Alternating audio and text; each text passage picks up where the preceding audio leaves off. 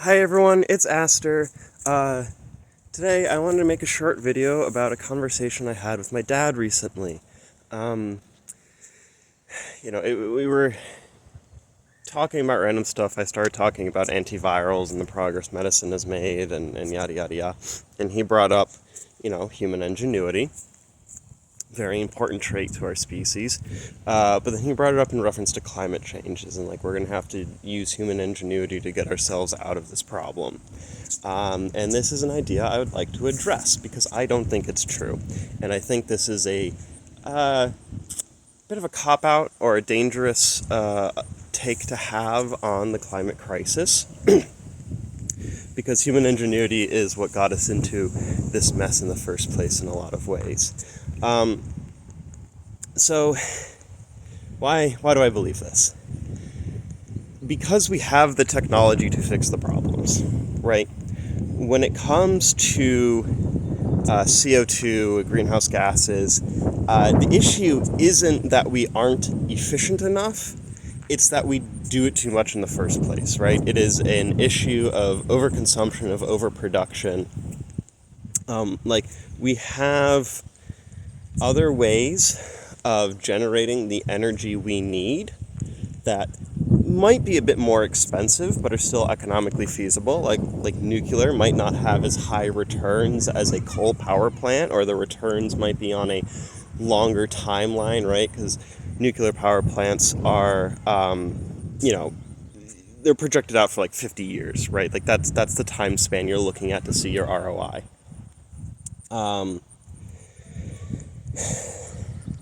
And then we have things like trains. If you look at a lot of the transportation technology, particularly coming out of like the Silicon Valley tech bro, venture capitalist kind of segment, what you see is a lot of pods. Anyway, cute kids tried to sell me popcorn. Anyways, where was I? Pods, tech companies, right?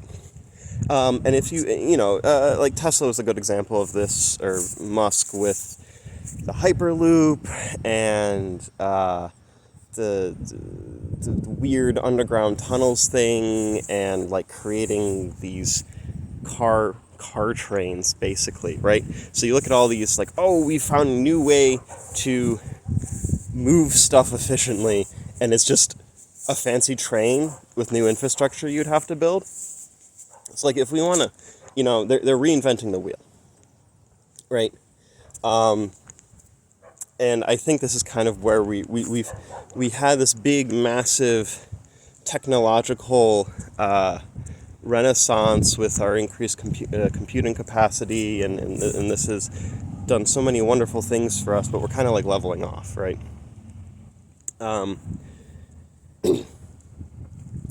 So, if we want to decrease emissions to rein in the climate crisis, we can use more efficient methods of transportation, like investing in existing rail infrastructure, building out high-speed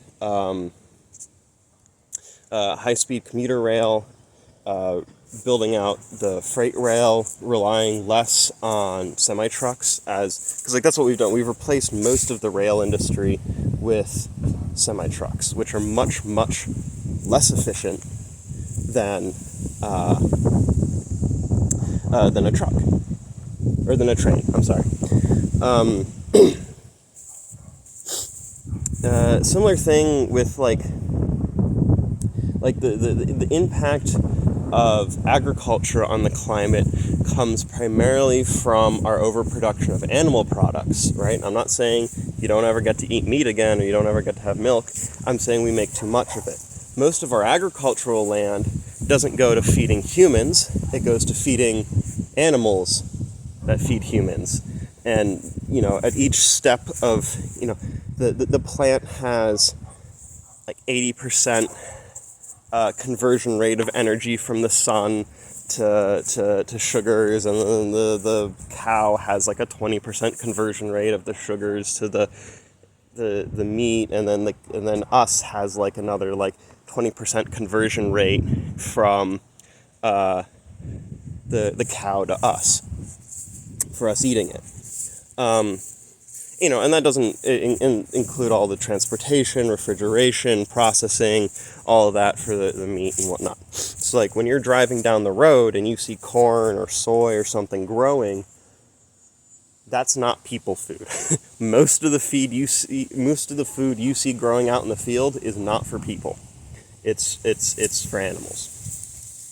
So cutting back like beef production and cattle raising would really help the environment, water use, land use, energy use, and then greenhouse gas emissions, because the beef industry is I think puts out more greenhouse gases than the transportation industry or sector from personal car use, at least here in America and probably in Australia, maybe some other places.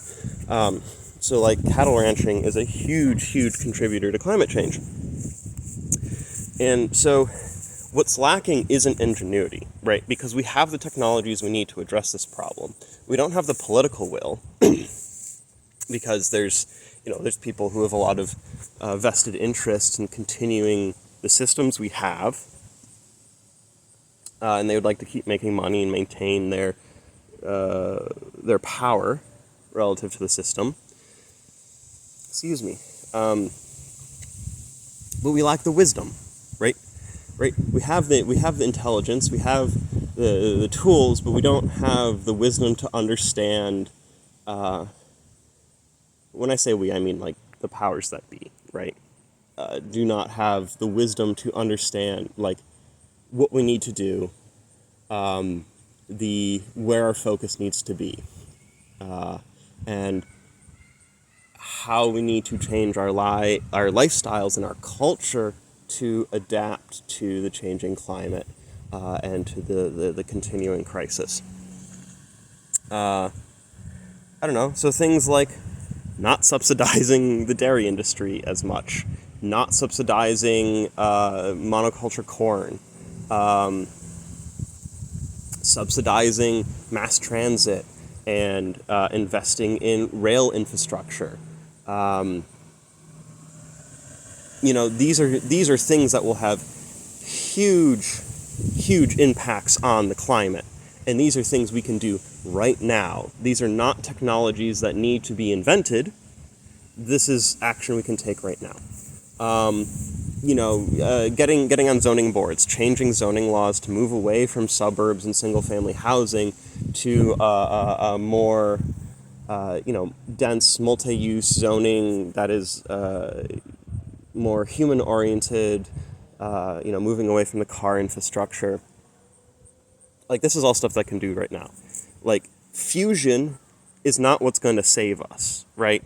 We had that with fission, right? We could meet all of our energy needs with fission and it would be fine. But then the oil companies did their whole nuclear stuff is scary propaganda. And now everyone thinks that coal and natural gas is better for you, or healthier, safer than nuclear, where the science and the data very much says it's the opposite, is nuclear is far and away safer than coal. So yeah, I guess that's it. That's the end of the thought. That's what I wanted to address. Is this is not an ingenuity problem. This is a wisdom problem. This is a willpower problem, and kind of throwing your hands up and saying we'll invent our way out of it is a cop-out and isn't helpful. So get engaged in local politics, get engaged in systems that will help you change your culture to be more sustainable, and practice. And it's okay if it's a small start, but you just got to start, and you got to keep doing it. So I hope you learned something. I hope you thought this was interesting. Love one another, love yourself, and have a good day. Bye.